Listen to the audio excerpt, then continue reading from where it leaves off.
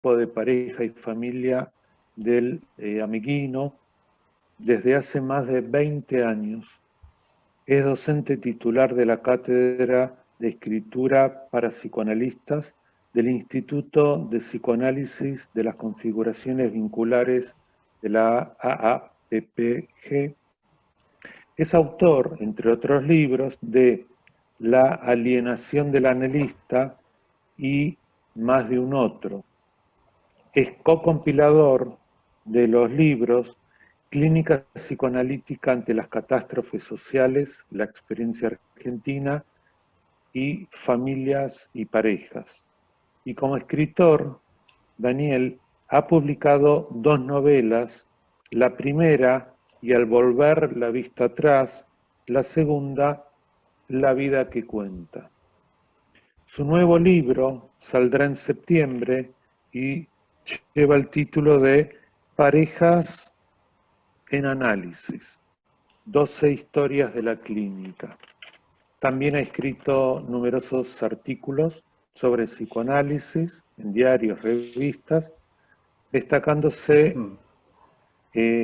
sus escritos en el suplemento de psicología de página 12. Por supuesto también Daniel es amigo de nuestra institución, ex miembro de nuestra institución y amigo de la vida. Pero lo más importante que es, lo vamos a decir, es hincha de Argentinos Juniors, con todas las resonancias que tenga. Les cuento cómo nos vamos a manejar esta noche, un poco con el modelo con el que trabajamos la semana pasada. Los miembros del colegio, para hablar, levantamos la mano virtual, no la mano en carne y hueso, y María va a ir dándoles la palabra, nos va a ir dando la palabra, y los invitados pueden ir escribiendo en el chat las preguntas o los comentarios que tengan. En otro momento, hacia el final de la exposición de Daniel, va a aparecer en el chat los libros que él va a hacer referencia, porque muchas veces en los plenarios anteriores hubo gente que preguntó, bueno, ¿de qué libro, a qué libro está haciendo referencia? Así que bueno, hoy vamos a poner en el chat los libros que él vaya, de los que vaya hablando. Bueno, Dani. Bueno, en primer lugar, agradecer la invitación. Formé parte durante la primera década del colegio y bueno, cada vez que vuelvo a participar, como estuve haciendo estas últimas reuniones, estas últimas semanas, evoco y vuelvo a vivir el placer de los encuentros con colegas y amigos que, bueno, perdura durante tanto tiempo, así que, bueno, gracias de nuevo por la invitación. Lo que me propongo hacer es trabajar dos grupos de conceptos. Por un lado, trauma, acontecimiento y catástrofe, y luego, subjetividad instituida en vez subjetivo y subjetivación. A partir de algunas ideas de Ignacio Leukovich y de otros pensadores, con una vuelta de tuerca del último tiempo que escribió Amador Fernández Sabater. La idea es ver, ¿cuál es la idea? Digamos, la idea es ver si la potencia para producir pensamiento que tuvieron estos conceptos la sigue teniendo, si sigue siendo vigente y si esta pandemia lo actualiza, si actualiza ese pensamiento. En ese sentido, me propongo pensar también en nuestras afectaciones y en las de nuestros pacientes como habitantes de este mundo. Así que por eso estos dos grupos de conceptos los voy a mechar con dos viñetas clínicas para tratar de hacerlas trabajar.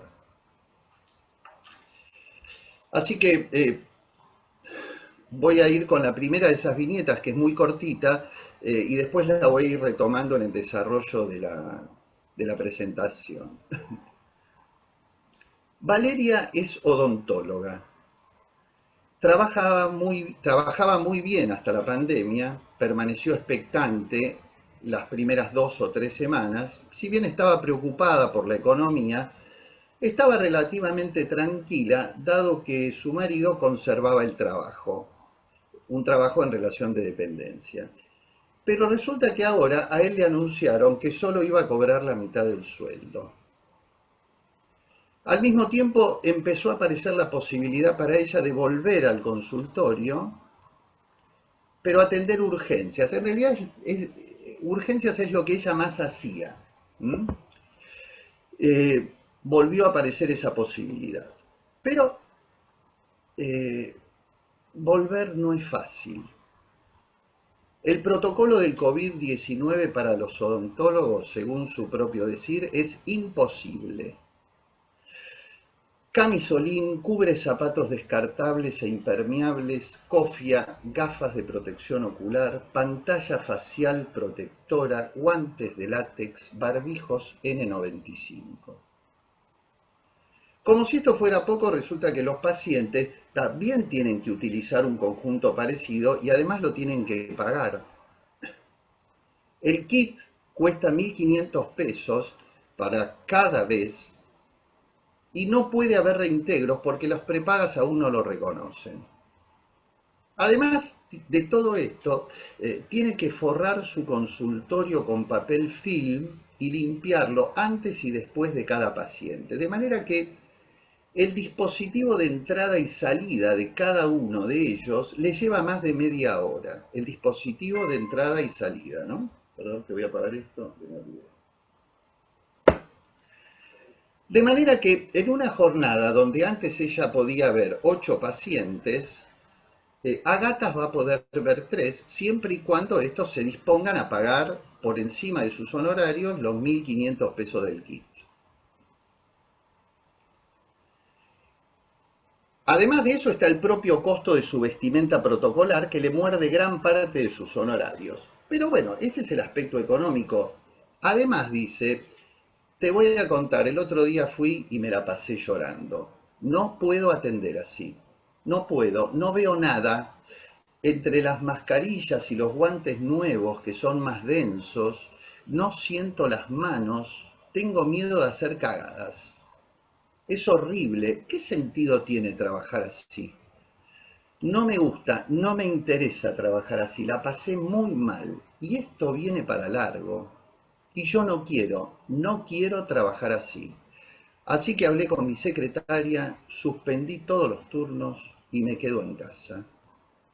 No sé cómo vamos a hacer y no sé qué voy a hacer, porque esta odontología no es la que yo estudié ni la que quiero ejercer.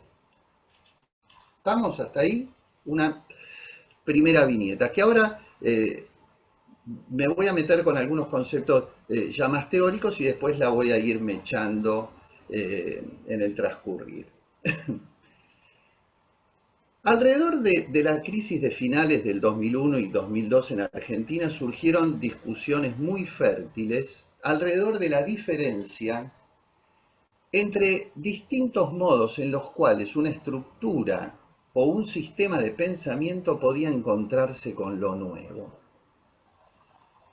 Sin dudas, Ignacio Leukovich fue uno de los pensadores más lúcidos al respecto. Así que lo que me propongo hacer a partir de alguna de las consideraciones es ver si su potencia sigue vigente para pensar los problemas que hoy se nos están presentando, tanto en nuestras vidas, insisto mucho con eso, como en la forma de posicionarnos frente al sufrimiento de aquellos a quienes atendemos. Entonces, trauma, acontecimiento y catástrofe, carácter iba a decir, no sé de dónde salió. Bien, trauma, acontecimiento y catástrofe son modos diferentes de procesar la irrupción de lo nuevo. En todos hay un punto de partida que es un impas en la lógica de una estructura. Quiero decir, algo ha ocurrido por el cual el sistema de pensamiento se encuentra con ese impasse. Nacho sostiene que cada una de esas alternativas, trauma, acontecimiento y carácter, Otra vez carácter. Y catástrofe. Si alguien me puede interpretar, se lo voy a agradecer, así dejo de decirlo. Eh, Cada una de estas alternativas produce una subjetividad diferente. Empecemos con el trauma, que es lo que más conocemos. Por lo menos como analistas, en la noción de trauma, sabemos que lo cuantitativo es esencial. Grandes cantidades irrumpen, algo ingresa, rompe y paraliza. El esquema más conocido, que también es tomado por Ignacio Leukovich, es el de la inundación, ¿no? Es decir, siempre hablando de cantidades, diríamos que eso que ingresa es excesivo respecto a las capacidades de ser resuelto con los recursos previos. Y lo que solemos pensar de lo traumático es que se puede elaborar, ¿verdad? Tenemos ese recurso, lo conocemos. Es un impas, entonces, producido por un término que es excedentario para la estructura y que obliga a una recomposición. El ejemplo sería que el suelo no logra absorber las cantidades de agua caída, pero con el tiempo y el trabajo el agua se va retirando o se va absorbiendo. Algo pasó, pero puede dejar de seguir pasando si se reelabora, si se recompone, una vez tramitado ese excedente. En muchas ocasiones asistimos a un trabajo de análisis que, si todo marcha bien, va a poder ir conduciendo del trauma al duelo y a la elaboración, ¿no? El trauma alude a un agujero en la red representacional. Y sus componentes, y aquí me remito a Silvia Bleichmar, que decía que si esos componentes no logran ser inscriptos en una red representacional, quedan destinados a una circulación anárquica en la tópica psíquica, cuya estabilidad ponen en riesgo. Entonces, trauma, trabajo, elaboración, pasaje a duelo si hace falta, en general hace falta, y inscripción en distintos niveles de recomposición. Ahora bien, el acontecimiento también surge de un impas, pero implica una resolución de otro orden. O sea, lo que surge es un término heterogéneo a la estructura, que no tiene ninguna posibilidad de recomponerse. Nacho decía que la desquicia la estructura e inicia un proceso paralelo. El exceso no es, como en el trauma, cuantitativo, sino que es cualitativo.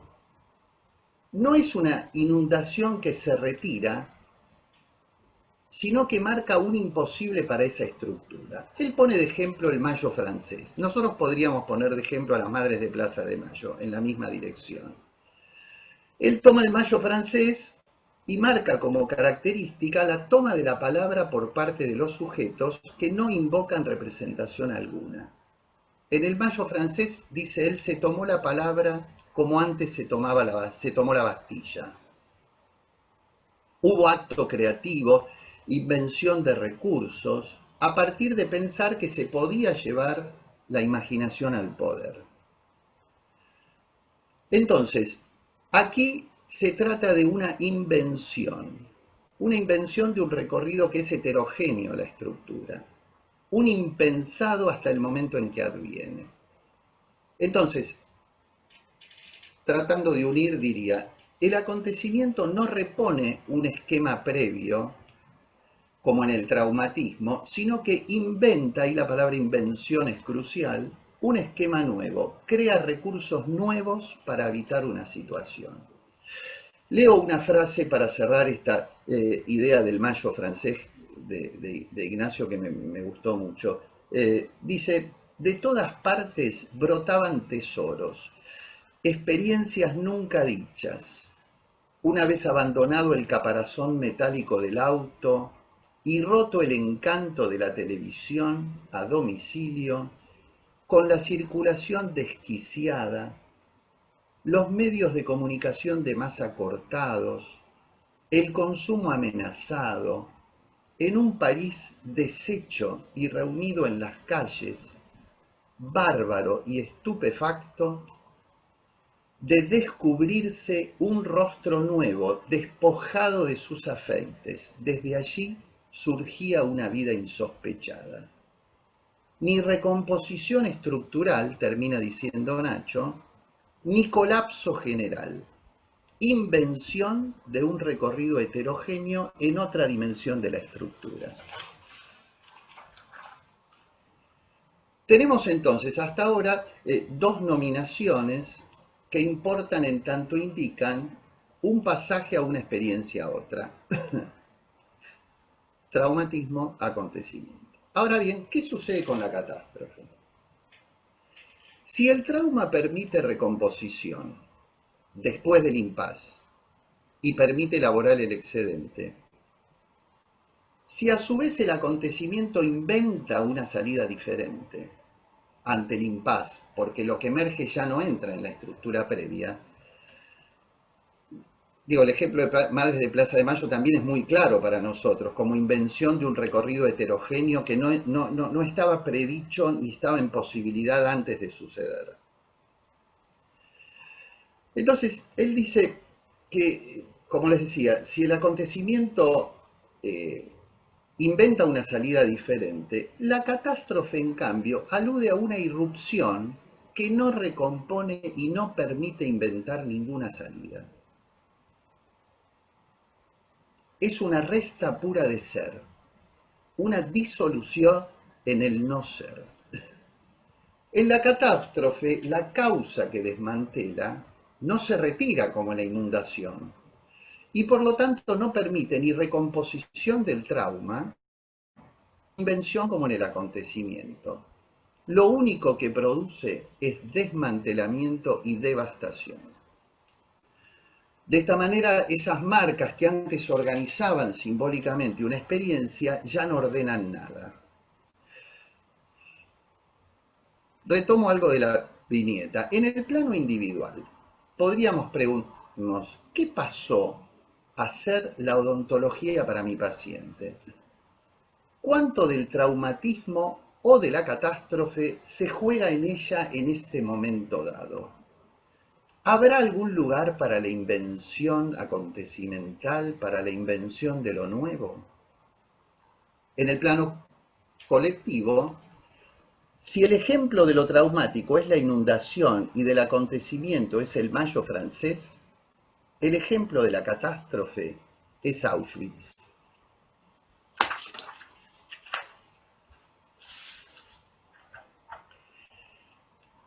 Veámoslo así, la catástrofe es un cambio general del medio en el que transcurre la vida social. La catástrofe da cuenta de que aquello que antes era consistente, sólido y estructurado, hoy ha devenido inconsistente, fluido e informe. Y a diferencia del dolor, que permite ser pensado y significado, Ricardo Foster va a decir, las palabras no alcanzan para describirla y deja a los sujetos en silencio. De manera que se produce un desmantelamiento de lo que hasta allí existía, pero sin fundar una lógica nueva. Y en ese sentido produce un efecto desubjetivante. Un retorno al no ser, un despojo subjetivo, vuelve a decir Foster, ¿no? La catástrofe no instituye marcas nuevas. Su signo es la destitución general de todas las marcas. En un texto anterior que escribimos con, creo que están todos acá, Dani Slucky, Mariana Wikinski, Susana Toporossi, Cielo Rolfo, sostuvimos que la palabra que reflejaba el efecto de la catástrofe social es devastación, con su consiguiente vacío en la concepción de futuro. Vuelvo a Valeria, ¿no? Para Valeria hay un cambio profundo en el medio que transcurre su vida laboral. La pandemia lo ha cambiado todo. Ya no se trata de algunas diferencias, sino justamente de un cambio en el medio en que la vida laboral transcurre, por lo menos para ella, por lo menos para la odontología, incluso me atrevería a decir para cierto sector de esa profesión. Dejo planteado el problema para retomar lo nuevo. Yo pensaba que, más allá de la desigualdad que todos conocemos entre ricos y pobres, para decirlo de alguna manera, esta pandemia ha traído otras desigualdades. Por ejemplo, las desigualdades entre las profesiones y los oficios. Nosotros tenemos bastante suerte en ese sentido, porque podemos trabajar. Entonces, yo decía antes que si el ejemplo del acontecimiento era el mayo francés o las madres, el ejemplo de la catástrofe sería Auschwitz. Por ejemplo, podemos decir que el dispositivo nazi generó una serie de operaciones que transformaron a los prisioneros, antes de ser asesinados, masacrados y también transformados en diferentes tipos de mercaderías, transformó, decía, a los prisioneros en muertos subjetivos. No me voy a detener mucho, sí un cachito en esto, para lo que les interese el tema. La semana pasada salió publicado un libro en el que tengo el honor de participar, Dani Zuluki también, Alicia Levin y Carlos Weise es el compilador. Ese libro es de la revista Cuadernos de la Tópica número 20 sobre literatura y psicoanálisis, donde yo trabajé especialmente esta cuestión.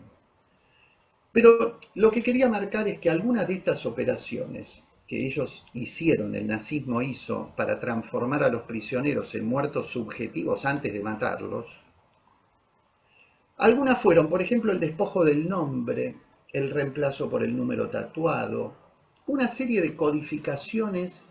Esto me pareció interesante, que la analogía provenía de las señales del tránsito en Alemania. Distribuían por colores: amarillo para los judíos, rosa para los homosexuales, rojo para los prisioneros políticos y muchas otras. Entonces, la idea es que de esta forma el prisionero muere en tanto miembro de su comunidad, deja de ser dueño de su vida, va perdiendo los atributos que lo constituyen como ser humano históricamente determinado.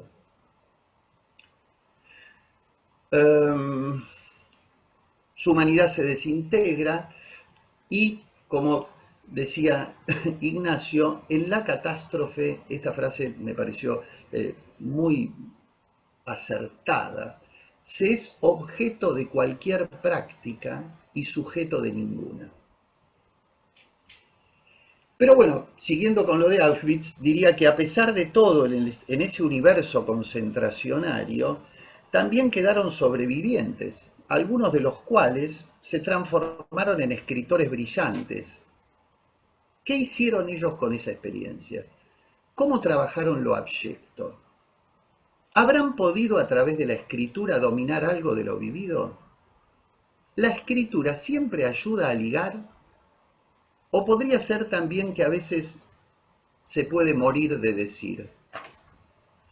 Fíjense, esto que estoy diciendo ahora lo voy a juntar a dónde me quiero dirigir, ¿no? Todos ellos salieron de los campos muy jóvenes, entre los 25 y los 30 años, y se hicieron escritores después de Auschwitz. Primo Levi, Jean Améry, Paul Celan, Borowski, para nombrar solo algunos, escritores memorables, se suicidaron. Cabe una duda en el caso de Primo Levi entre la certeza para algunos y las suposiciones de un accidente trágico para otros. Entonces, ojo, eludo la monocausa, no estoy diciendo que los suicidios se hayan debido exclusivamente o fundamentalmente al pasaje por los campos, pero es un dato no menor.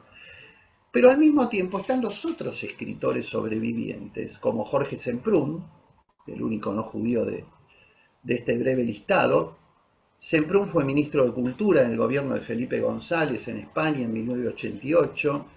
Elie Wiesel, Premio Nobel de la Paz en 1986. O Imre Keretz, Premio Nobel de Literatura en el año 2002. ¿Por qué estoy planteando esto? Porque parece que contar una experiencia traumática no da siempre los mismos resultados para la vida del narrador. Entonces, la pregunta es, ¿podemos pensar que la situación de catástrofe creada por el nazismo tuvo diversos desenlaces en ellos en la medida en que algunos pudieron transformar algo de la vivencia en experiencia, en acontecimiento, mientras otros quedaron devastados por el desmantelamiento subjetivo de la catástrofe? ¿Mm? Me falta el retorno de ustedes como para ver si se está siguiendo lo que estoy planteando, ¿no? Espero que se pueda ir siguiendo.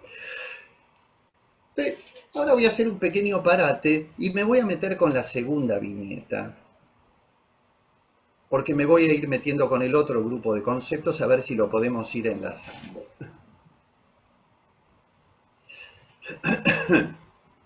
Es una pareja, los veo hace unos meses. Nora dice que ella hace todo y que siente que se casó con un adolescente. Por favor, que nadie haga alguna asociación personal con esto. Pedro se ríe. Después de trabajar, dice Nora, él se va a tomar cerveza con los amigos, juega al fútbol 3 veces por semana, va al gimnasio. Es cierto que trabaja mucho, pero yo también. Y a mis amigas desde que nació Nico no las veo. No hago nada más que trabajar y ser la madre de Nico. Y estoy sola todo el tiempo. Pedro se mueve incómodo. Dice, es verdad, lo que ella dice es verdad. Yo quiero estar con mis amigos. El nene no te deja dormir, no te deja hacer nada. Ahora me voy a Estados Unidos, pero cuando vuelva te prometo que voy a cambiar. Pero resulta que en el medio del viaje aparece el coronavirus. Después de mucho esfuerzo, él pudo volver de Estados Unidos, volvió hace un mes, hizo la cuarentena en un hotel y hoy la sigue haciendo adentro de su casa. Pero resulta que ahora está con unas líneas de fiebre.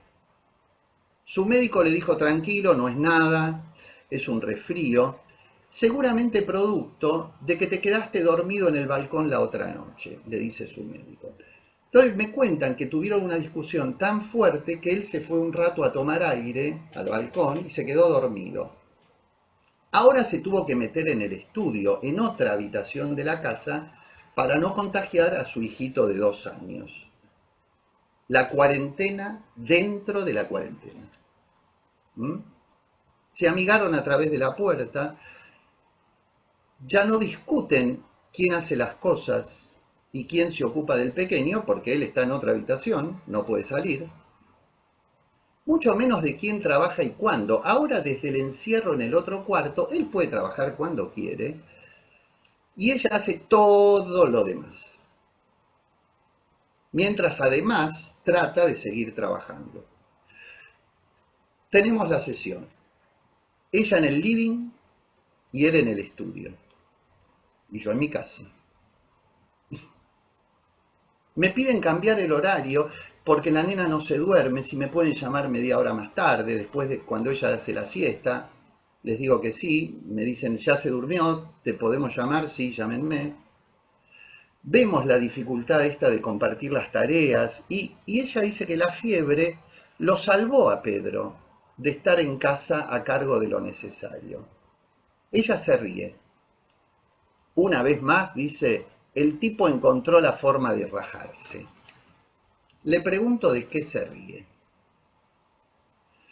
Si no me río, Daniel, me tengo que separar. No cogíamos desde antes de la cuarentena. Y ahora que podríamos un poco más porque tenemos más tiempo, porque Nico duerme sus buenas siestas y la señora no está viendo, el tipo no para de trabajar. El teletrabajo es una mierda, yo veo que lo llaman todo el tiempo, pero además a él le gusta eso más que yo. Yo no le gusto. ¿Sabes lo que hace a la noche? Chatea con los amigos. Una escena más para terminar con la viñeta.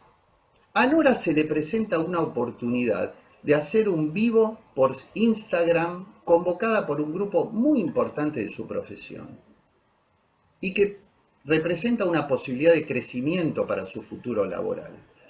Logra armar el espacio y hacerlo mientras Pedro permanece, al decir de ambos, en su mono ambiente. El vivo termina un rato antes de la sesión. Ella le pregunta, ¿lo viste? No, dice Pedro, estaba ocupado. Ella estalla en un llanto incontrolable. Solo es lo tuyo, acá no tenés excusa. Una vez que hago algo importante y a vos no te importa nada, yo no te importo. Pedro dice, sí, tenés razón, pero ya voy a cambiar. ¿Cuándo? Pregunta ella. Pedro baja la mirada. Yo pregunto, ¿qué es lo que tendría que cambiar? No sé, dice Pedro, yo tengo que cambiar, pero porque ella me lo pide. Para mí así está bien. Nora se dobla de dolor y estalla más que antes. Esconde su cabeza entre las rodillas mientras llora, dispositivo virtual, ¿no? Y yo la pierdo de vista en la pantalla, ¿no? Es decir, ella hace esto. Esto para mí es clarísimo, ya está. Esto es lo que hay. Esto es lo que hay. Este tipo no me quiere, yo me voy a separar. Bien, para intentar pensar en la viñeta, quiero dar una vuelta más a este segundo grupo de conceptos, a ver si vamos pudiendo amasar un poco todo esto.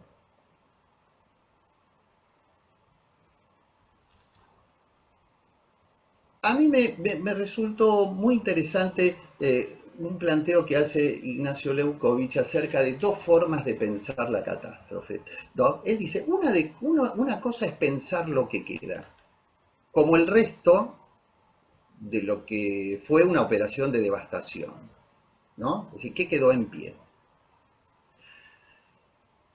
Otra es, más que pensar lo que queda, es pensar lo que hay. Algo así como la posibilidad de realizar un inventario del existente, pero para poder realizar una nueva operación. ¿No? Digo, no sé, si hundió un barco, caemos en una isla desierta y qué sé yo, uno puede decir, qué bien que comíamos en el barco, cómo extraño, ¿no? A ver qué pudimos rescatar de ahí. Eso sería de la línea de lo que queda. Lo que hay sería, bueno, estamos en esta isla, ¿qué hay acá? ¿Qué hay? Cocos, bananos, agua. Tenemos que armar un inventario para hacer una operación y salir de la devastación. Fíjense, Nora, la muchacha de esta pareja, dice, esto es lo que hay, dice Nora. Ella hace un inventario y concluye que se quiere separar. Hacer ese inventario, saber con qué se cuenta, permite pensar en otros posibles de la situación. Entonces, si lo que prima es lo que queda, la experiencia es de un arrasamiento subjetivo, donde siempre lo que queda es poco o nada de lo que había. En cambio, pensar desde lo que hay permitiría un fluir de la situación, dice Nacho, hacia la primacía del cambio por sobre la permanencia. Entonces, vuelvo, digo, si la situación se habita desde la lógica previa, desde lo que queda de la solidez, no queda nada, o casi nada. Pero si se habita desde una lógica capaz de pensar en el fluido, entonces, dice Nacho textualmente, en lo que queda hay más que lo que queda, hay lo que hay. ¿Mm? El asunto será entonces ver qué hacemos con lo que hay, qué se hace con lo que hay, cómo se construye lo nuevo a partir del inventario de lo existente. Importa más, decía, lo que cambia que lo que permanece. ¿Mm? Digo, la catástrofe aparece entonces como un cambio esencial en el medio que transcurre la experiencia. La solidez se ha desvanecido y en su lugar tiene presencia la pura fluidez. Entonces, si volvemos al primer ejemplo de la inundación, diríamos que el agua ya no se retira, ¿no? No se retira y pasa a ser el medio en el que la vida transcurre. Él también introduce una noción que a mí realmente me ayuda mucho a pensar, que es la noción de cohesión. Por ejemplo, sería como en un río, vieron que en la corriente de un río las ramitas que van cayendo de los árboles, las cortezas, las maderitas, es como que se juntan para viajar, ¿no? Viajan juntas. No arman solidez, sino cohesión. ¿Mm? Es decir, algo, hasta que algo pasa que las separa, otra corriente, y se arma una nueva cohesión entre otras ramas con otras maderitas, ¿no? Volviendo a la pareja, digo, si nosotros lo pensamos en la institución matrimonial, caído el peso del ideal instituido como un sólido imprescriptible, hoy las parejas siguen juntas si lo que sucede entre ellos los cohesiona. Si es suficientemente bueno como para que ambos deseen que siga sucediendo. Entonces, de esta manera, el amor deviene más importante que la institución matrimonial. Entonces está más lo fluido que sólido, lo más plástico que rígido. Y más allá de la urgencia de la pandemia, recordemos aquella vieja idea de Freud aún vigente de no tomar decisiones trascendentes en medio de una catástrofe, ¿no? Valeria, la odontóloga de la que vengo hablando, y Nora, la paciente de la pareja, se preguntan por sus amores. ¿Cuánto de aquello que los mantenía juntos, ya sea al otro o a la profesión que ejercen, sigue siendo vigente? ¿Mm? Sigue aportando esa dosis de bienestar y placer que venían sintiendo antes de que estos eventos ocurrieran. En el caso de Valeria, se avisora un cambio prolongado en la forma del ejercicio profesional, dada la pandemia. Y no solo en el caso de Valeria, sabemos que nuestro consultorio está lleno de situaciones que se presentan de este modo. En el caso de Nora y Pedro, la cuarentena parece haber acelerado la conflictiva y entonces el efecto de la cuarentena aparece como un impas. Pedro confirma que su mundo de amistades tiene más peso que la pareja y la familia que armaron. Él no dice que se quiere separar, pero hasta ahora no aparece muy afectado por lo que sucede entre ellos. Para Nora, la escena de la novedad que se instala con el streaming y la poca importancia que Pedro le da, le confirman que se tiene que ir de ahí. El tiempo dirá si esa salida se efectuará o no y si tendrá efecto de acontecimiento. Ahora bien, me interesa pensar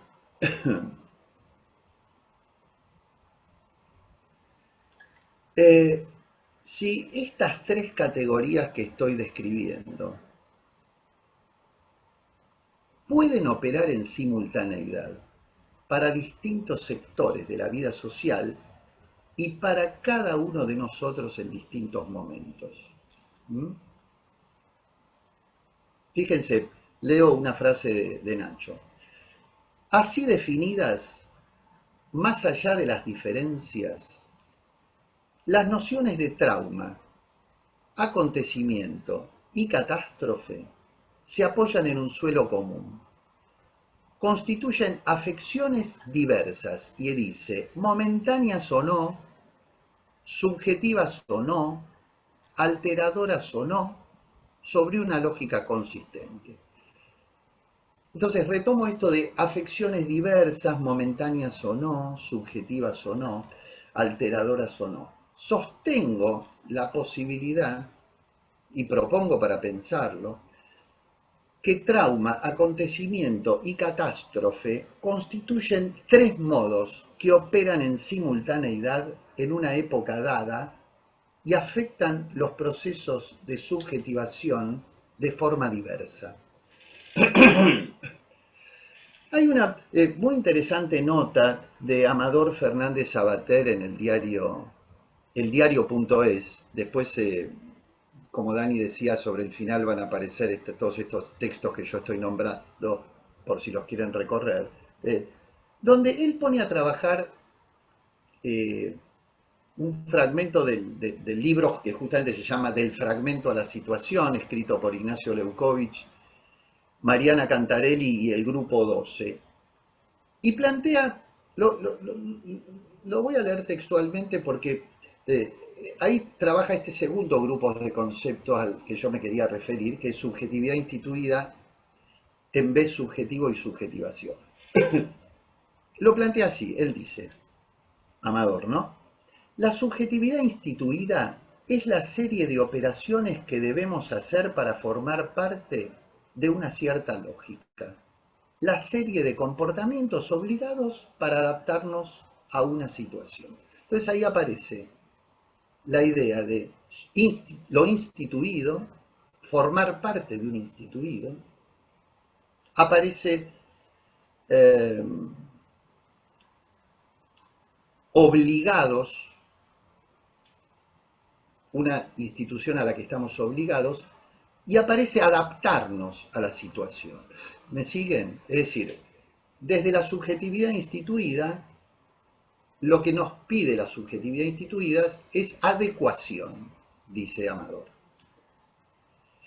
Por otro lado, plantea la existencia del embés subjetivo. ¿Qué es el embés subjetivo? Es la distancia, es el hueco o el agujero que se abre entre la norma y nosotros.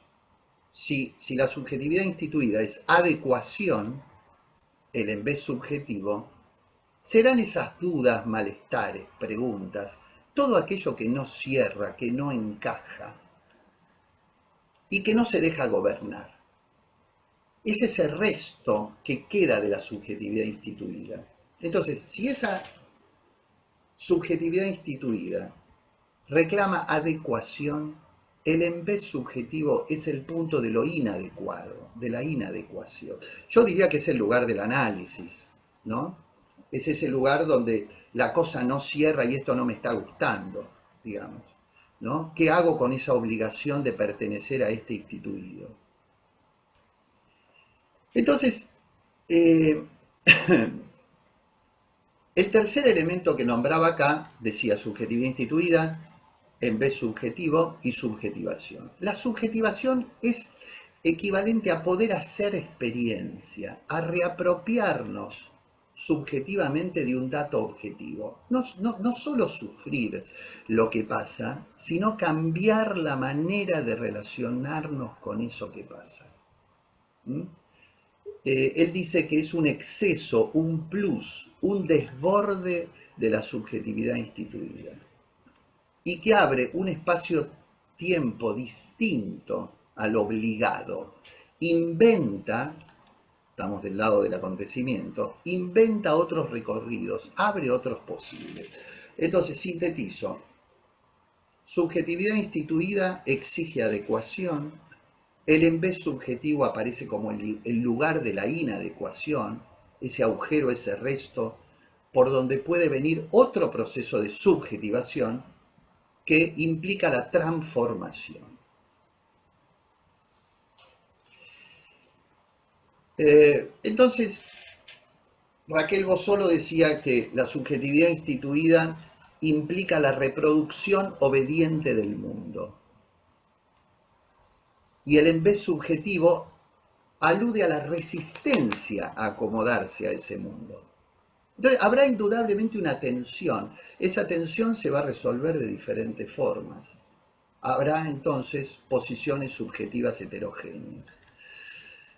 Ella se pregunta, Raquel, si siempre que hay una catástrofe hay oportunidad, si es posible vislumbrar nuevos posibles en los actuales procesos de subjetivación, ¿no? Quiero decir, en esto que estamos viviendo, en esto que nos está pasando, en esta clínica que nosotros trabajamos hoy, ¿no?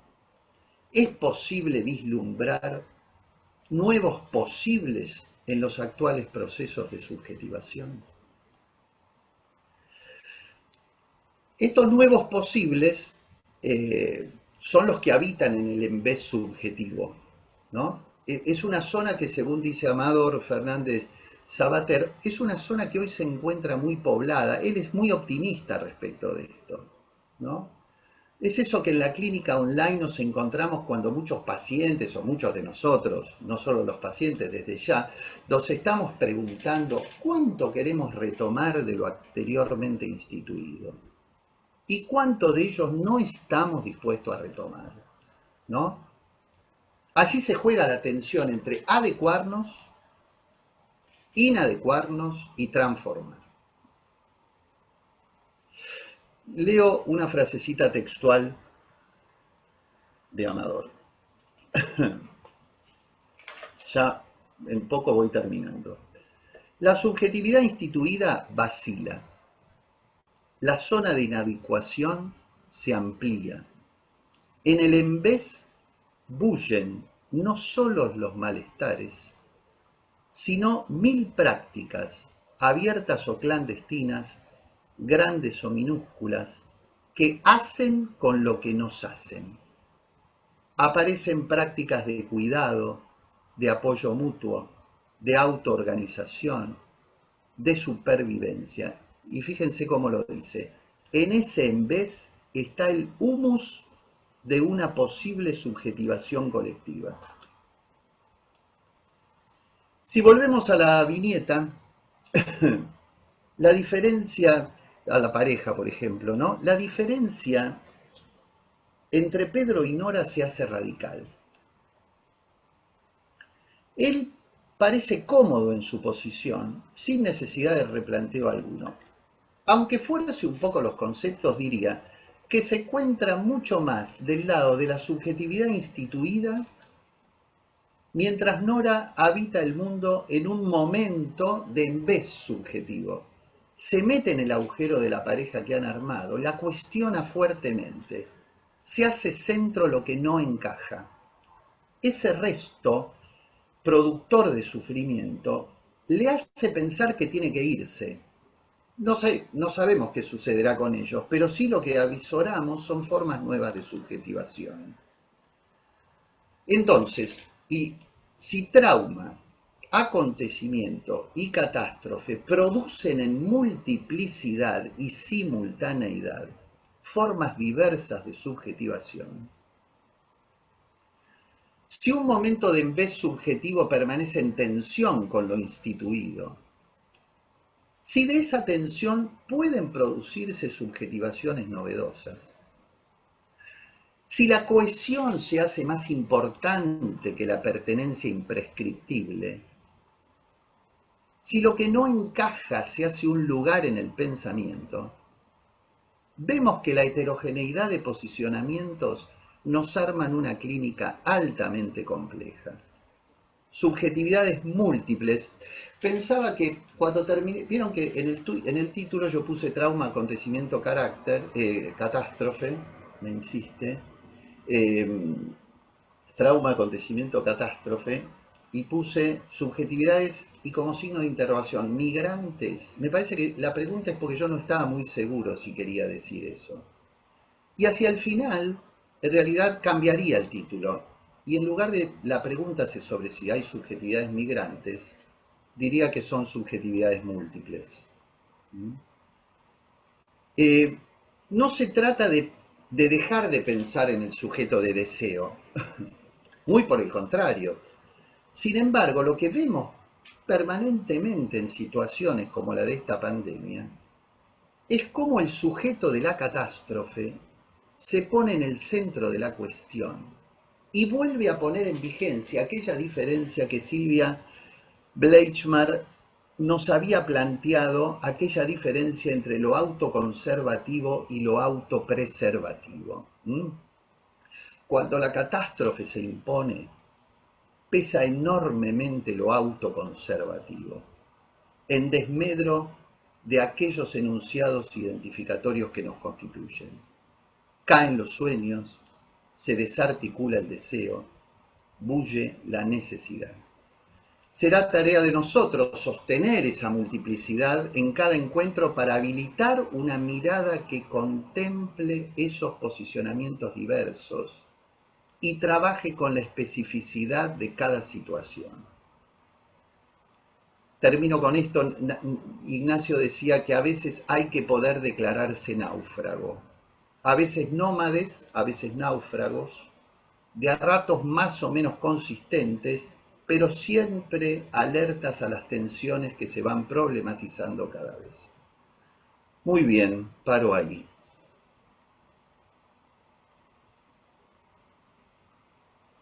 Me cansé. Bueno, no te canses mucho porque enseguida empieza Se viene el tutá tutá. eso. Ahora llega lo mejor, entre que ya hemos escuchado una preciosa clase.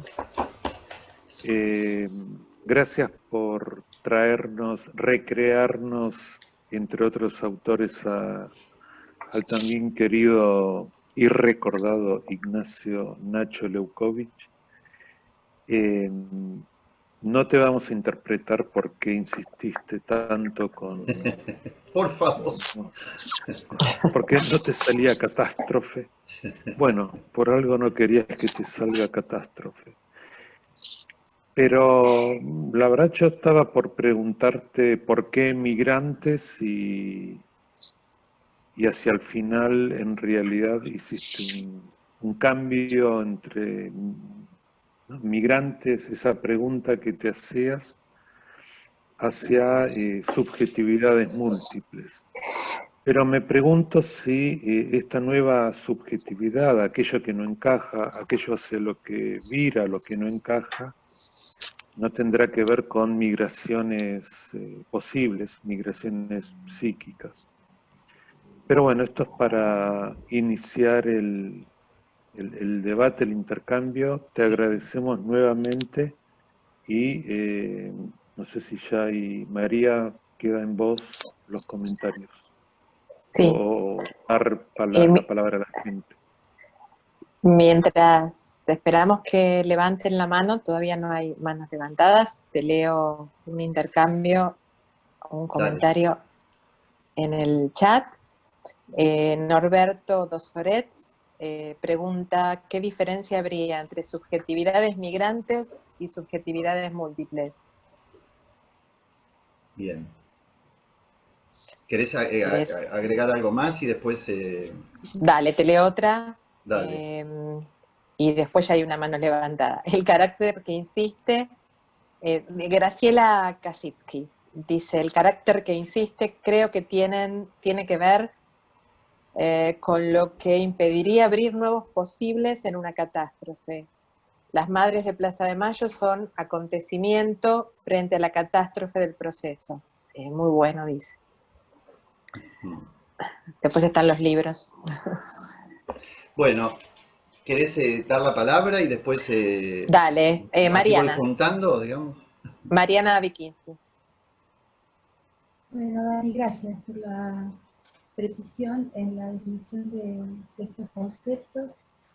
Me pregunto cómo podrían operar en simultaneidad trauma, acontecimiento y catástrofe cuando la catástrofe no deja nada en pie. Digamos, es una simultaneidad que tiene que ver con diferentes puntos de impacto de lo que ocurre, o si en el mismo lugar de impacto vos pensás que podrían darse estos tres fenómenos sucesivamente, simultáneamente, digamos, ¿qué quiere decir esta simultaneidad? Y me lo preguntaba porque me parece que entre los dos grupos de conceptos podemos pensar algunas equivalencias, salvo para el concepto de catástrofe. Es decir, en lo que llamaríamos subjetividad instituida, en lo que llamaríamos en vez, digamos, en el en vez uno podría pensar el carácter del acontecimiento, en la subjetividad instituida, eso que vuelve como a su propio lugar, y en la subjetivación como un movimiento entre todos esos lugares posibles, ¿no? Del impacto quizás de lo que ocurre. Pero para catástrofe ninguno de los tres conceptos me parece que aplica. Entonces pensaba si realmente será que nos falta esa posibilidad de conceptualizarlo en términos subjetivos, porque no hay simultaneidad posible. entre esos tres conceptos. Bueno, voy diciendo lo que se me va ocurriendo con los comentarios. Digamos, me parece que la diferencia entre pensar en migrante y pensar en múltiple es que no se trata necesariamente de un cambio, de una transformación, sino de lógicas distintas que pueden operar al mismo tiempo. No sé si a lo mejor se me escapó algo ahí por ahí. No quise plantear que puedan operar al mismo tiempo en simultaneidad en el mismo sujeto, ¿no? Eh, Quiero decir, sí me parece que en el mismo sujeto pueden ir transformándose, pero lo que quiero plantear es que la multiplicidad, un par de reuniones atrás del colegio, me parece que fue en la que estuvo Carlos Bussetti, se planteaba si hace falta definir si estamos ante una catástrofe o no, ante qué tipo de evento estamos, si lo podemos definir ahora, si lo tenemos que definir más adelante.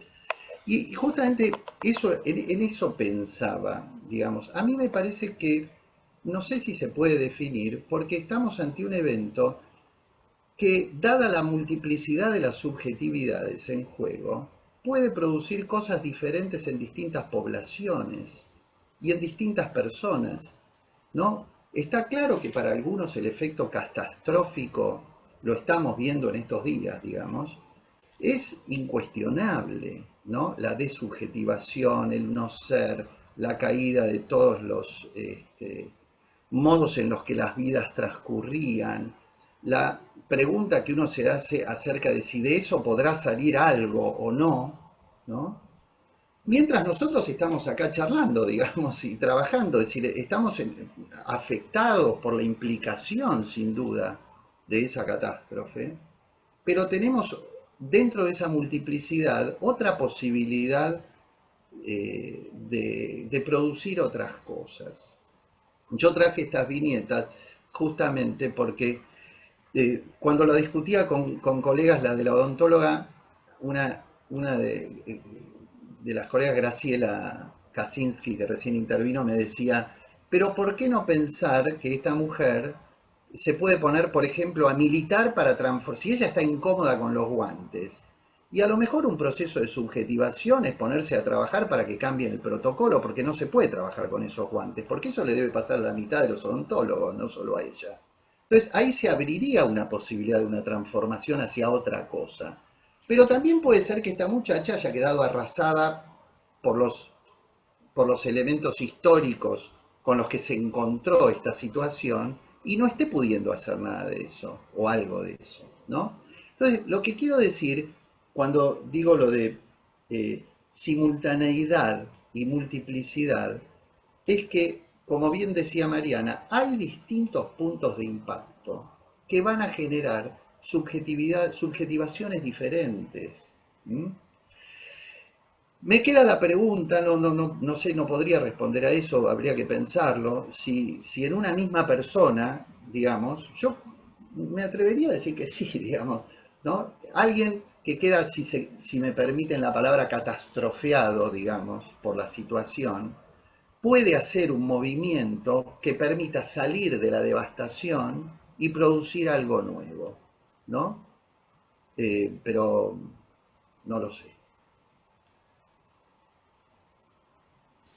Bueno, continúo dando la palabra a Carlos Bussetti y después Juan Carlos Perone. Carlos. Bueno, buenas noches, Daniel. Te agradezco enormemente el trabajo que francamente ha aclarado, como vos bien lo señalabas, un punto de mi propia presentación de hace 2 semanas. Lo que yo observaba en aquella oportunidad era que precisamente en el consultorio, ante la situación de catástrofe generalizada, muy motorizada por otra parte, por las informaciones de los medios y por el show televisivo que se ha hecho de esto, además de por las diferentes opiniones que han vertido pensadores de todo tipo, Sí. A pesar de eso, a pesar de lo que yo imaginaba, me he encontrado con situaciones que ahora lo podemos poner en estos términos, de subjetivación, donde la catástrofe ha operado como el levantamiento de represiones, como la elaboración de síntomas en acto, gente que ha procrastinado actividades que ya conocía, que sabía que tenía que hacer y demás, la catástrofe los ha lanzado al acto, y al acto productivo y creativo. Por supuesto, ya lo sabemos, hay muchísima gente que ha sufrido y sufre terriblemente de esto y lo vive catastróficamente. A mí me parece el mejor aporte de tu trabajo el plantear esta simultaneidad y multiplicidad que son las formas de abordar la catástrofe. Y creo, como con vos, que eso puede suceder en un único sujeto, pero también puede suceder en diferentes ámbitos sociales. Creo que lo hemos visto eso en la crisis del 2001, se ha visto cómo diferentes medios sociales o grupos sociales han inventado cosas o han ido a romper las puertas de los bancos, ¿no? Quiero decir, tanto a nivel social como a nivel subjetivo, me parece que este proceso da una oportunidad. Y eso es lo que me parece más importante del trabajo que acabas de presentar y que la verdad te felicito por la claridad y la precisión de tu concepto. Gracias. Bueno. ¿Querés escuchar a alguien más? Claro, sí, Dale. Juan Carlos y después Mariana nuevamente. ¿Se escucha lo que estoy diciendo? sí. Sí. Bueno, tal vez lo que quería preguntar, bueno, además de felicitarte por lo notable de la presentación y la manera en que la presentaste, ¿no? El modo de verbalizarla, que la verdad que la hizo enormemente interesante y activadora del pensamiento. Creo que algo de lo que quiero formular a modo de pregunta tiene que ver con un aspecto de lo que planteó Carlos, porque a mí no me queda muy claro cómo se está enfocando la situación actual, digamos, que sin duda ha sido motivadora de trabajo en buena medida y te llevó a recurrir a los conceptos que movilizaste, porque entiendo que se distribuye lo catastrófico, incluso tomándolo estrictamente en el sentido que vos lo mencionaste, de manera muy dispar entre los distintos sectores sociales, de manera tal de que lo que puede ya estar siendo catástrofe para algunos sectores, para otros no lo es. Es una situación de cambio, con incomodidades, a la cual hay que empezar a adaptarse o se están adaptando, y no se sabe realmente si eso, al cabo del tiempo, porque además está en pleno desarrollo esta situación, con todo lo que tiene de incertidumbre, que ahí sí en el carácter de incertidumbre podría haber algo del orden de lo traumático, no sé si de lo catastrófico, no se sabe cómo va a impactar en las singularidades, pero además en los sectores sociales. Pero la pregunta más precisa, que no sé si precisa, porque no sé si la voy a poder formular bien, tendría que ver con esto. ¿Qué lugar le das al deseo? Sobre el final vos mencionaste la palabra deseo. Si vos considerás que la noción de deseo tal cual se entiende en el campo psicoanalítico, bueno, a lo mejor lo digo, es una exageración decir en el campo psicoanalítico, porque puede haber dentro del mismo divergencias, Claro. Conceptualizarlo, pero si la palabra deseo habría que situarla en el ámbito de lo que denominaste acontecimiento, y en ese sentido, tal vez, si hay algo de esto, me acercaría a lo que creí entender que planteaba Carlos, porque para algunas personas, a quienes uno está atendiendo, digamos, ¿no? Que aparecen en nuestra clínica, uno tiene la sensación que esta ocurrencia, digamos, que nos afecta de variable manera a todos, ha favorecido el surgimiento más neto de una actitud deseante. Con lo cual, esa actitud deseante, que obviamente habrá que ver cómo encuentra canalización en las constricciones de la situación que estamos viviendo, pero es ubicable dentro del plano del acontecimiento, en este caso como un acontecimiento subjetivo que hace que, digamos, se desarrolla por el impacto que genera la situación novedosa, digamos, con todos los componentes que tiene. Bueno, más o menos en este sentido es lo que quería formularte como pregunta, como intercambio, para ver si podíamos seguir pensando. Está muy bien. Vos decís, María. Vos decime, te leo dos más. Dale. Te leo entonces dos intercambios. Sí, así vamos juntando, sí, dale. Dale. Dice Abel Antonio Zanotto, la pandemia es un nuevo instituyente disruptivo que puede devastar lo instituido. Era una pregunta. ¿Podría jugarse la subjetivación creadora? La represión de la dictadura produjo una resubjetivación del maternaje. Pañales y rondas fueron resignificados provocando un acontecimiento. Otra intervención dice, de Verónica Ledo, ¿podría explicar la diferencia entre la autoconservación y autopreservación que mencionó, y por qué en este caso se trataría de autoconservación en la catástrofe? Bueno, voy tomando. A ver, tomo lo de Carlos y lo de Juan Carlos, digamos, ¿no? En principio, digamos, yo creo que sí, que ese es el gran problema. Digamos, a mí hay una palabra que no me gusta, que se suele decir mucho, digamos, y lo hemos discutido mucho con muchos colegas, que es la palabra resiliencia, ¿no? Es una palabra que alude a que lo que no mata fortalece, ¿no? Entonces, que tiene como problema el concepto de que siempre le encontramos el lado bueno al asunto, digamos, ¿no? Y me parece que está el riesgo ahí, está clarísimo para mí que ninguno de ustedes apuntó a esa palabra, ¿eh? Clarísimo, pero la quiero retomar porque aprovecho de paso. Que queda desmentido el dolor profundo de la devastación, ¿no?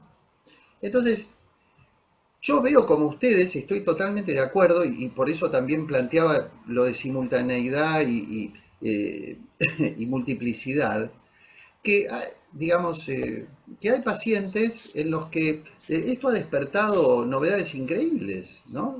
Juan Carlos, vos lo decías recién, y es así, es decir, hay mucha gente que el campo del deseo se le ha despertado de otra manera. El problema, me parece que el problema que tenemos es que esto ocurre al mismo tiempo. El otro día un paciente contándome lo bien que le había pasado en un encuentro amoroso por chat, me decía, y cuando corté prendí la tele y vi que en el mundo ya se murieron 350.000, ¿no? Es decir, como el choque entre la implicación en la catástrofe y al mismo tiempo la posibilidad de que subjetivamente haya un despertar en algo que puede ser muy interesante, como Carlos lo llamaba oportunidad. Y estoy totalmente de acuerdo. Me parece que lo difícil justamente es tolerar que este es un momento en el que lo traumático, lo acontecimental y lo catastrófico están circulando en distintas poblaciones, en los mismos sujetos en distintos momentos. Diríamos, ojalá que algo de la catástrofe pueda devenir acontecimiento. Sería extraordinario. Y ahí lo junto con lo de autoconservación y autopreservación y lo de deseo. Lo que yo estoy planteando es que me parece que en momentos de catástrofe el sujeto de deseo queda abolido, ¿no? Cuando alguien está pasando por una situación de catástrofe, el deseo no tiene lugar, porque lo que está en juego es lo autoconservativo. Lo autoconservativo tal como lo conocemos en el pensamiento de Freud. La diferencia que hace Silvia, que a mí me parece buenísima, realmente muy nutritiva, cuando ella separa, ella ponía el ejemplo en el 2001, de la mujer que recoge la basura y con la basura cocina. No come de la basura, toma la basura para hacer con eso un alimento y una comida. Esto sería la autopreservación, porque para autoconservación alcanza con comer de la basura, pero la autopreservación apunta a nuestros enunciados identificatorios, si quieren, a nuestra dignidad, a nuestra búsqueda de sueños, de ideales. Y me parece que el gran problema es que cuando la catástrofe acecha, lo autoconservativo queda muy en primer lugar respecto de lo autopreservativo. Este es el problema. Entonces, sí, estoy de acuerdo, Juan Carlos, con que, totalmente de acuerdo, con que, espera que no lo encuentro acá, con que el deseo lo situaría del lado del acontecimiento, lo situaría del lado de la búsqueda de ese en vez subjetivo, desde lo que no encaja, ¿no? A la emergencia de lo nuevo. Lo veo a Rubén Di Marco y estoy tentado de decir, quizás hasta en la línea del sintón que habla Lacan, ¿no? Eso nuevo que se inventa y que arma un mundo nuevo, que permite la satisfacción del deseo, ¿no? Yo estoy en ese sentido de acuerdo. Respecto de lo que decía Abel, que también somos compañeros de libro en este libro que compiló Carlos Weisse, también estoy de acuerdo. Me parece que yo creo que lo que a veces nos es difícil, o por lo menos a mí me es difícil pensar cómo de una situación tan catastrófica puede salir algo bueno, digamos, ¿no? ¿Cómo puede haber, digamos, pero lo hubo, digamos, está claro que la dictadura fue todo lo que fue, ¿no? Pero las madres como acontecimiento se fundan después de la dictadura o durante la dictadura, ¿no? Por supuesto que uno hubiera dicho, ojalá no hubieran sido necesarias, ¿no? Pero a mí me da como cierta ilusión pensarlo así, en torno a que aún de lo más catastrófico, nosotros en lo más catastrófico podemos trabajar para intentar producir formas nuevas de subjetivación que permitan salir de lo puramente autoconservativo hacia otra forma, otro modo de vivir, ¿no? A ver, Yago Franco, el próximo, luego Alberto Marani y Adriana Granica. Yago. Bueno, Daniel, también te agradezco por la claridad conceptual Gracias, que Yago. permite, bueno, seguir pensando y además la exposición realmente muy bien, muy clara, ¿no? Y eso es importante también, la pausa y la característica habitual para transmitir tu pensamiento que hacen que pueda ser bien recibido. Yo voy a una cuestión, que es hacerte una pregunta, sobre todo. La pregunta tiene que ver con, primero, mi experiencia, y la experiencia mía es la de no ver catástrofes en mi práctica clínica, ¿sí? No asistir a situaciones catastróficas. Sí asistir a situaciones de crisis, recomposiciones, resistencias a asumir lo que está ocurriendo, ¿no? Desde una posición que yo anuncié hace un par de semanas aquí, que es hace un par de semanas o hace una semana, ya no me acuerdo, creo que cuando presentó Carlos, que la posición es, ¿qué vas a hacer con esto que está pasándote? Claro. ¿No? ¿Qué vas a hacer con esto? Esto sería la interrogación. Pero ahí yo me encuentro con lo siguiente, y es, bueno, yo no considero que lo que esté pasando sea una catástrofe en términos generales, sino una situación, como vos bien describiste, que para algunos sectores es catastrófica, no cabe ninguna duda, para otros que estamos cómodos y vamos pasando por esto con confort y con hasta buen humor y con estas posibilidades, no podemos hablar de catástrofe, obviamente. Pero ahí yo me pregunto hasta dónde la posición del analista, su posición en la clínica y su posición hasta el mundo no son performativas de lo que va a ocurrir en su clínica. Esto es lo que yo quería preguntarte. Ajá. Bueno, Alberto. Alberto.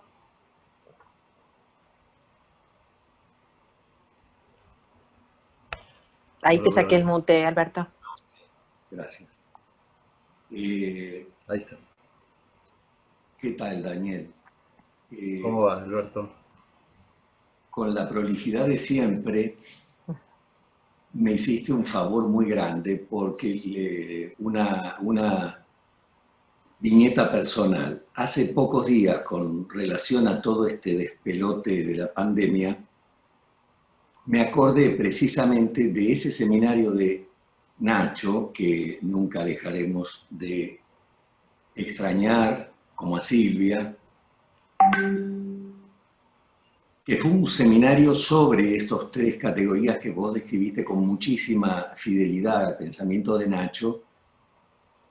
Y eso yo no había estado en el seminario, pero me agencié, no me acuerdo quién me dio, si Nacho o Cristina o no sé, las fotocopias. Y acá viene el problema de las fotocopias que nos ayudan momentáneamente a alentar la ilusión de que encerramos una cuota de saber y que la conservamos.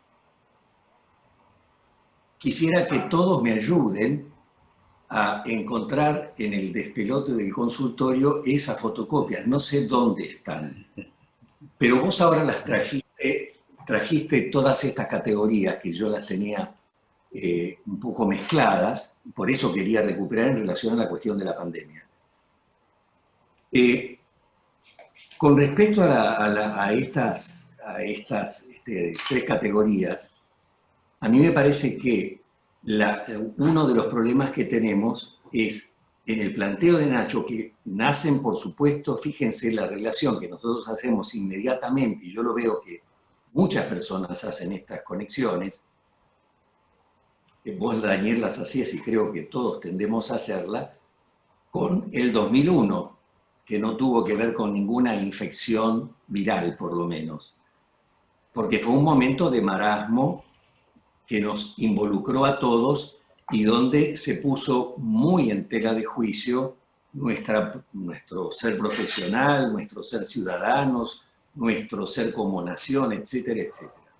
Ahora, el traslado de esto a la clínica, que es un esfuerzo muy importante, me parece que exige un trabajo de adecuación a lo micro, porque como vos decías, el mismo hecho, llamémosle así para involucrar las tres grandes categorías, afecta disparmente a los distintos sujetos. Y nosotros en la misma jornada de consultorio podemos ver pacientes que están involucrados de muy diferentes maneras.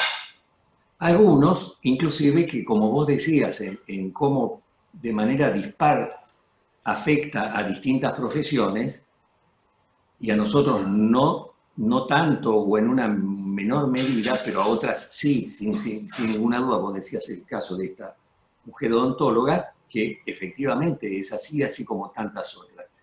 Entonces uno puede atender a un colega al que le va razonablemente bien, después viene una odontóloga o un odontólogo que le va como la mona, y si su pareja es odontólogo de cualquier tipo, está peor. No sé si al horno, fritos o escaldados. Entonces, ahí me parece que es absolutamente necesario definir esto, ver cómo esto entra para no meter en una horma que es muy simpática, es muy descriptiva, porque tiene las características estas diseñadas por Nacho y muy bien transmitidas por vos, de cuadros, casillas, categorías, donde caben muy bien y están muy bien descritas los caracteres generales de todo esto. Ahora, trasladarlo al sujeto singular es complicado. Y lo que me parece es que justamente por eso yo lo quería rescatar esas fotocopias, y que ahora me acercás y te agradezco. El trabajo del analista o del psicoterapeuta, ya no sé cómo llamarlo, para mí es analista, sigue siendo analista. Uy, se fue el Zoom, no sé cómo. Se escucha perfecto, ¿eh? No, pero Te escuchamos, Alberto. a todos.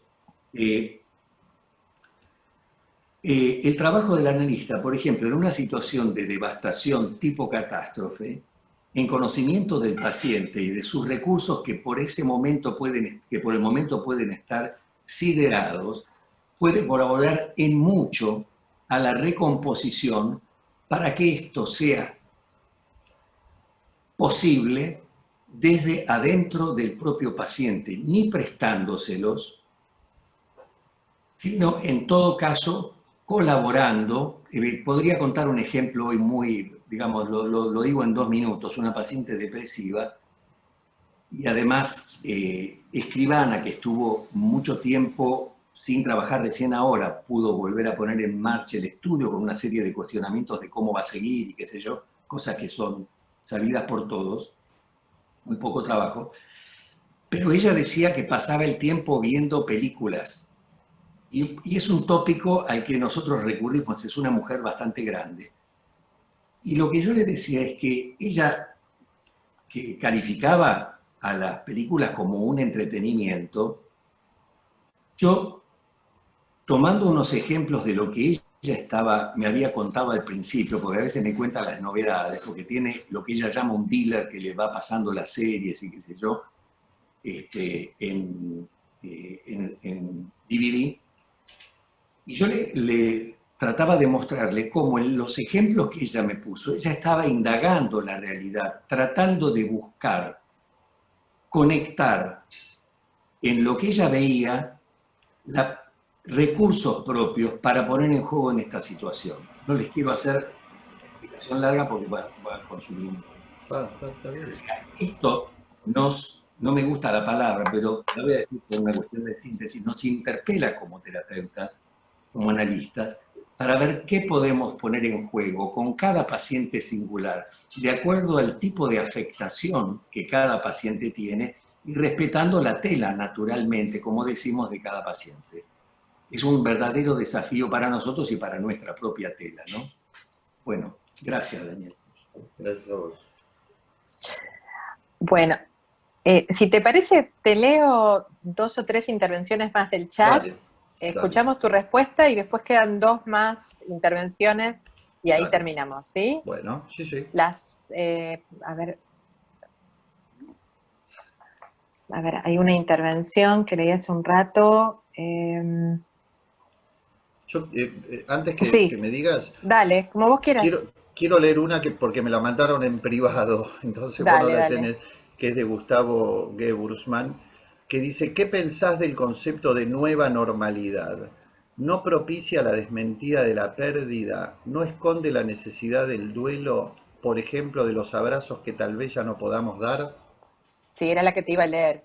Ah, acá dice en privado, por eso. No te la copió. Y otra más, de Karina Likovic, dice: gracias por traer categorías y conceptos tan pertinentes y la posibilidad de ponerlos a trabajar.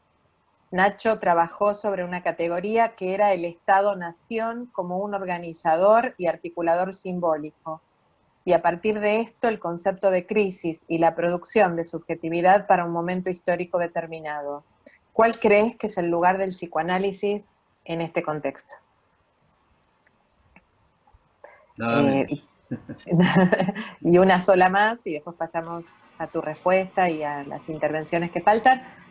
En la serie de Gustavo del Ciopo, en la serie conceptual de subjetividad instituida, en vez subjetivo y subjetivación, ¿cómo ubicar las múltiples formas de romper la cuarentena?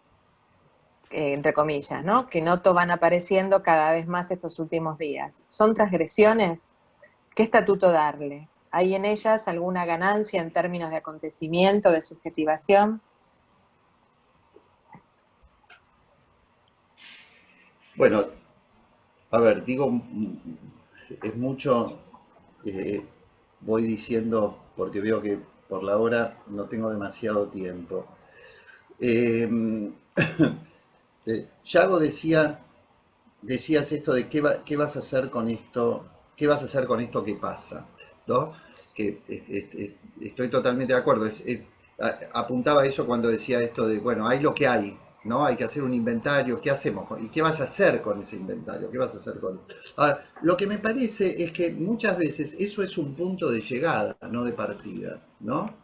Me parece que hay momentos de que hay cierto nivel de devastación que no permite poder hacerse esa pregunta, ¿no? Y que me parece que es muy importante el trabajo del análisis para posibilitar que esa pregunta se formule y que el sujeto, en este caso, pueda ver cuáles son sus posibilidades y sus recursos para hacer en medio de esta situación. Pero estoy de acuerdo que es una pregunta sustancial poder hacer. Como retomo ahí lo de Alberto respecto de los recursos propios, ¿no?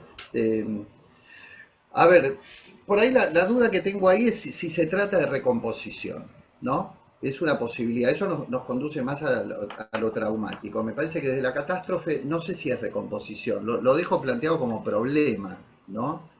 Me parece que la idea del acontecimiento justamente no supone recomposición, sino invención de algo heterogéneo totalmente, radicalmente nuevo, que apuntaría en otra dirección que la recomposición, que estaría más del lado de lo traumático, me parece. Respecto del lugar del psicoanálisis, y qué difícil, yo lo que diría es, a mí me parece que si nosotros podemos favorecer desde el psicoanálisis el embés subjetivo del psicoanálisis, no solo de la clínica, ¿no? Nuestro propio embés subjetivo, ¿no? Nuestro propio meternos ahí donde algo de lo que estamos haciendo no encaja, ¿no? Como todas esas clínicas que fueron surgiendo de lo que no salía bien, digamos, ¿no? A mí me parece que el psicoanálisis tiene un lugar muy, muy importante, si puede interrogarse a sí mismo y cuestionarse todo el tiempo. En ese sentido, por eso ponía este ejemplo, ¿no? Yo decía, ¿quién hubiera dicho, ¿no? Cuando yo empecé a laburar 30, 40 años atrás, que una paciente me iba a llamar y me iba a decir, Daniel, la nena no se me duerme, ¿te puedo llamar en media hora? Y yo decía, bueno, dale, dale, ¿no? Es decir, me parece que si nosotros podemos hacer ese movimiento de salir de lo instituido y lo que me hubieran dicho mis maestros de entonces frente a una situación así, me parece que hay mucho para hacer. Y respecto a lo que decía Gustavo Gebursman respecto de la nueva normalidad, si a mí realmente no me gusta, me parece que va a haber una nueva situación, diría yo, no sé si nueva normalidad.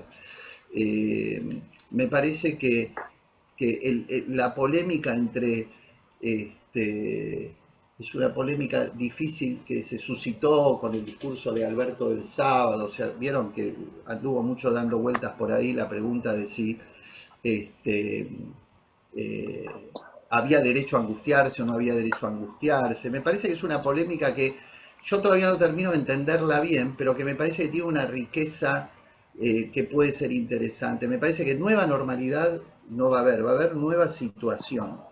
Y respecto de lo último, de Gustavo del Chopo, formas de romper la cuarentena, yo lo que vengo viendo, no sé si a ustedes les pasa, ayer lo hablaba con algunos colegas, ayer fue un día que terminé sumamente cansado en el consultorio y tuve la sensación de muchas situaciones de mucho desaliento, ¿no? Que no venía sintiendo durante estos últimos 50, 60 días.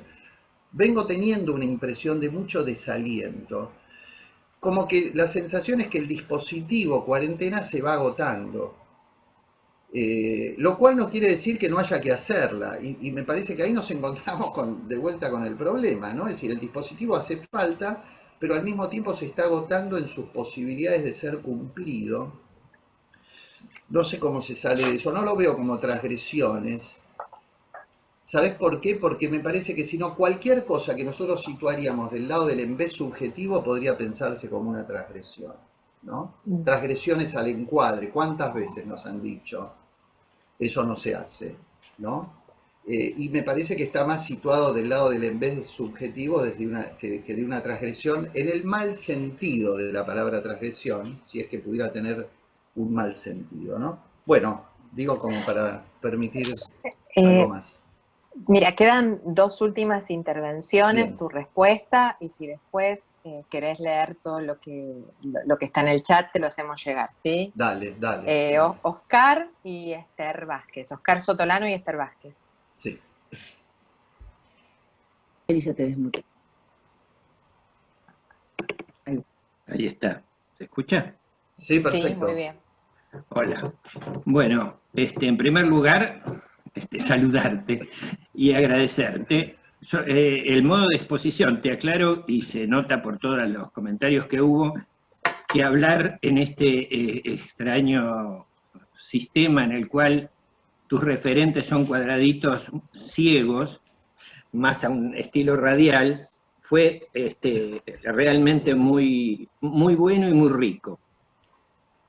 A mí me generó una cantidad de temas, voy a tomar uno que tiene que ver con una cuestión que voy a mandar en estos días al colegio, que tiene que ver con el lugar de la muerte hoy. Porque vos hiciste un comentario de esa persona que dijo, hay 350.000 muertos. Y yo creo que este no es un elemento menor en algunos de los procesos en los cuales se producen posicionamientos subjetivos diferentes desde el momento que la muerte toma un ribete de límite que fomenta el deseo.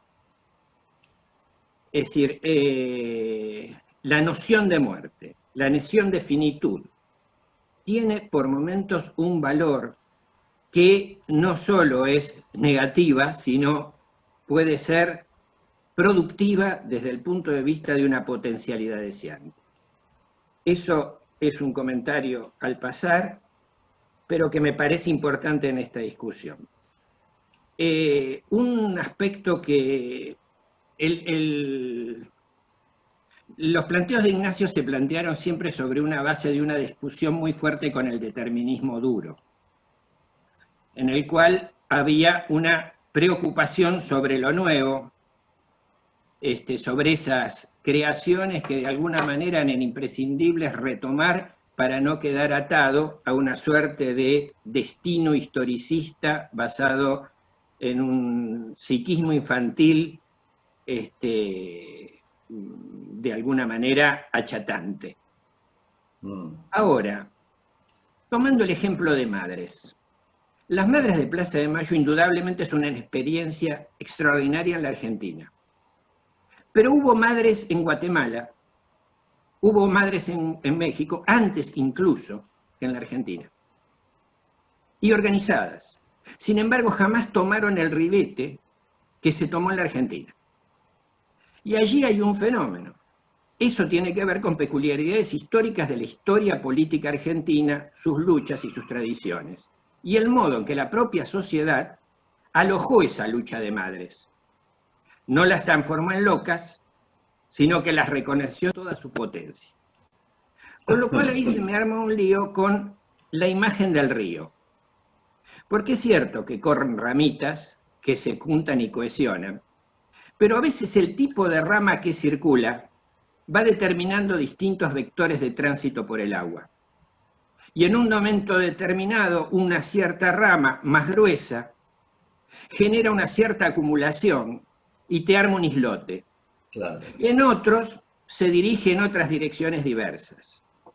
Con lo cual, la relación entre factores históricos íncitos a las peculiaridades de los fenómenos, aspectos de determinación presentes en el psiquismo de quien nos consulta, y factores novedosos, están en diálogos tensos que me parece que hay que respetar de modo fuerte, porque si no queda una suerte de idea de lo nuevo como expresión de deseo. Claro. Deseamos indudablemente esos cambios. Yo no tengo una sensación ni una experiencia catastrófica con mis pacientes. Sí estoy convencido que hay una catástrofe social en amplios sectores sociales, porque para mucha gente la situación es terrible. Ahora, si esto se va a transformar en una catástrofe psíquica, si va a devenir trauma, si va a devenir acontecimiento, o si va a devenir las tres cosas simultáneamente, que vos es lo que tomaste, incluso las tres cosas simultáneamente en el mismo paciente, porque no lo tomaría solo como factores separados, es algo que iremos viendo. Quizá nuestro trabajo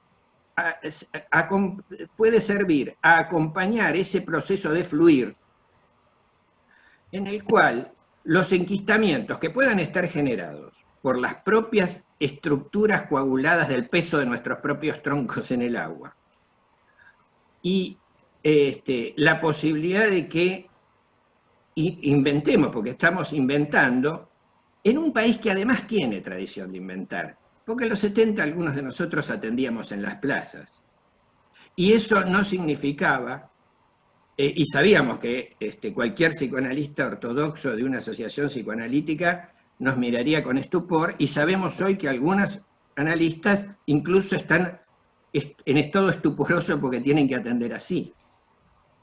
Pero me parece que también la propia historia del psicoanálisis en la Argentina, en instituciones como la nuestra, a la que vos pertenecés, la asociación de grupos, ámbitos enormes, han posibilitado un tipo de aproximación a estos problemas que tienen una riqueza particular y en la cual me parece que la tensión entre lo nuevo y lo viejo, que también sigue existiendo cuando uno piensa en las nuevas, en cómo los pacientes responden, es una tensión que me parece importante tomar. Por último, Alberto agregó a una nueva categoría a catástrofe, acontecimiento y trauma, que es la de despelote, que describe bastante bien algo de lo que nos está pasando. Bueno, gracias. Bueno, Esther Vázquez, Como el hablante, ¿no? y tu respuesta. Hola, Daniel, ¿cómo estás? Hola, Esther. ¿Cómo va? No, tal vez en lo que me gustó mucho tu trabajo, me encantó cómo fuiste como desarrollando los diferentes conceptos. Y yo pensaba, ¿no? Tal vez si en la denominación, me gustó esto que vos dijiste, lo de trauma, acontecimiento y catástrofe como denominaciones y conceptos que están circulando, ¿no? Pero con lo que nos encontramos es con algo sucedió, con características de inesperado, de no pensado, irrumpió en un determinado momento y genera un monto de incertidumbre. Lo cual a mí me lleva a pensar que a lo mejor ese monto de incertidumbre lo que hace es dejar la denominación de eso que está sucediendo como en suspenso. Con lo cual, pienso que a lo mejor que sea un trauma, un acontecimiento, una catástrofe, es algo que tiene más que ver con un punto de llegada que con un punto de partida. Entonces depende, seguramente es lo que sea, requiere algún tipo de procesamiento y de elaboración.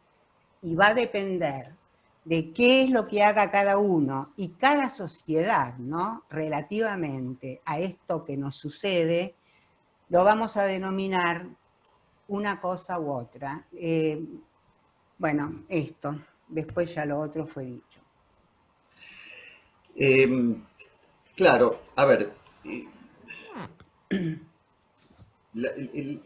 lo que yo estuve tratando de plantear todo el tiempo, justamente es que a mí personalmente no me interesa, digamos, llegar a la conclusión, si es que hubiera una conclusión de que si estamos ante qué tipo de evento. Justamente me parece que estamos ante un evento que tiene, recién pensaba, por ejemplo, cuando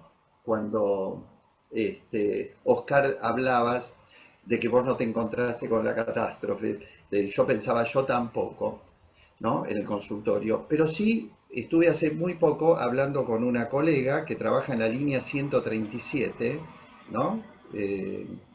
Sobre la línea 137 de Telefónica, es la que se ha impuesto para el trabajo, para las denuncias de mujeres maltratadas, violentadas, y lo que ella me decía, ella está todo el tiempo con la catástrofe, todo el tiempo está con la catástrofe, ¿no?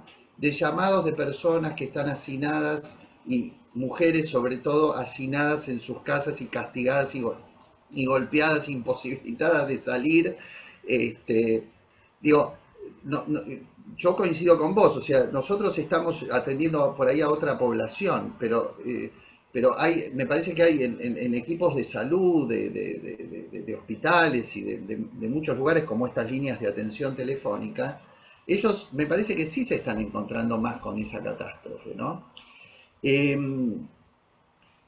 Digamos, acuerdo con que la incertidumbre, digamos, no tendría sentido llegar a una denominación común, porque me parece que no hay denominación común. Hay subjetividades en multiplicidad que operan en simultaneidad.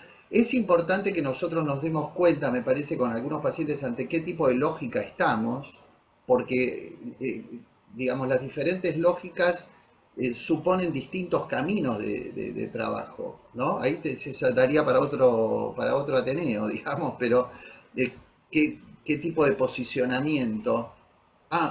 Ahí me quedó algo que alguien había preguntado, no me acuerdo si fue Yago, sí. Si la posición del analista es performativa.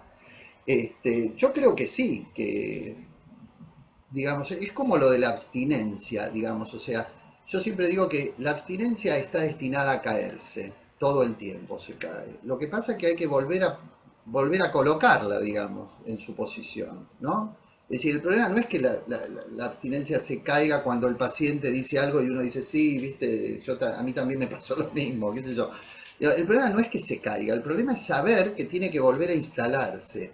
Y me parece que no hay posibilidad de que lo que hagamos no sea performativo, ¿no? Produce realidad, lo que hacemos produce realidad. Y me parece que es uno de los puntos que hace tan compleja nuestra posición, ¿no? Implica un cuidado muy grande, ético en la tarea, ¿no? Bueno, me parece que estamos, ¿no? Una última cosa que quería decir y termino. Todo el tiempo me parece que hay una tensión entre lo instituyente y lo instituido, ¿no? Esa tensión entre historia y novedad, ¿no? Me parece que es una tensión que está metida todo el tiempo en la lógica de nuestro trabajo y de cualquier trabajo, ¿no? Me parece que es una tarea nuestra también sostener esa tensión, sin claudicar, ¿no?